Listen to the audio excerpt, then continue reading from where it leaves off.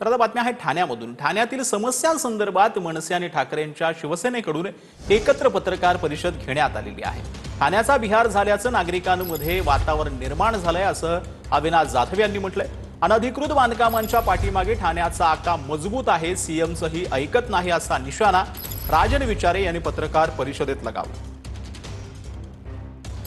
कोण ऐकतंय? अरे सोडा हो, दहशत गेली आता सर्व। ते ही पैशाची दहशत आहे। त्या पैशाच्या दहशतीला आम्ही काय करू शकत नाही, पण अशी दादागिरीला तर कोणच घाबरू शकत नाही। कळलं की नाही?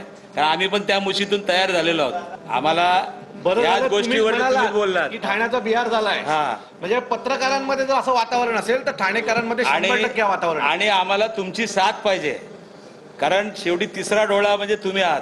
ठाण्याचा आका जो आहे ना, तो मजबूत आहे या सगळ्या अनधिकृत बांधकामाच्या पाठी। त्याच्यामुळे आजही तुम्ही गेलात तरी जरी मुख्यमंत्र्यांनी सांगितलं असेल तरी मला असं वाटत नाही मुख्यमंत्र्यांचं ठाण्यात कोण ऐकतंय।